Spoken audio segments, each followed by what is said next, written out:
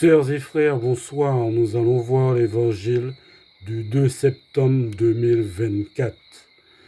Évangile de Jésus-Christ selon saint Luc. En ce temps-là, Jésus vint à Nazareth où il avait été élevé. Selon son habitude, il entra dans la synagogue le jour du sabbat et il se leva pour faire la lecture. On lui remit le livre du prophète Isaïe. Il ouvrit le livre et trouva le passage où il est écrit « L'Esprit du Seigneur est sur moi, parce que le Seigneur m'a consacré par l'onction. Il m'a envoyé porter la bonne nouvelle aux pauvres, annoncer aux captifs leur libération, et aux aveugles qu'ils retrouvent la vue, remettre en liberté les opprimés, annoncer une année favorable accordée par le Seigneur. » Jésus referma le livre et rendit aux servants et s'assit. Tous dans la synagogue avaient les yeux fixés sur lui.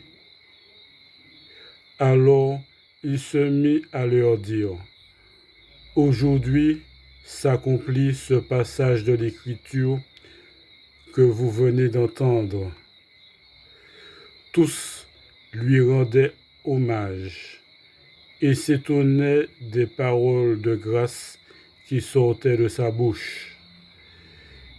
Ils se disaient « N'est-ce pas là le fils de Joseph ?»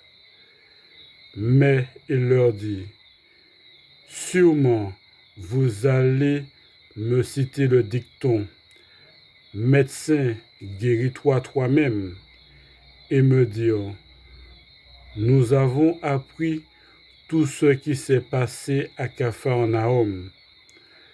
Fais donc de même ici, dans ton lieu d'origine. » Puis il ajouta « Amen, je vous le dis, aucun prophète ne trouve un accueil favorable dans son pays.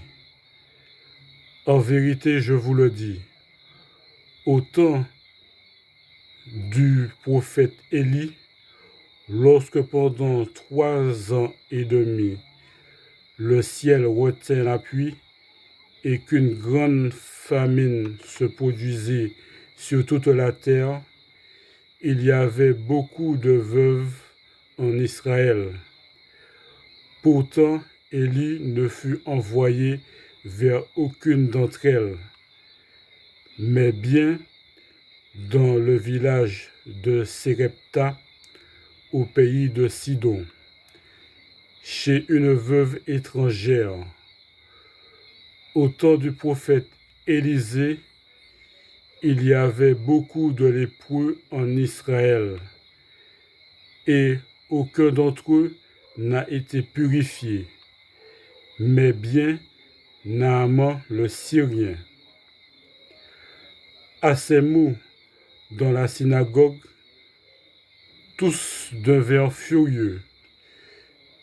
Ils se levèrent, poussèrent Jésus hors de la ville et le menèrent jusqu'à un escarpement de la colline où leur ville est construite, pour le précipiter en bas.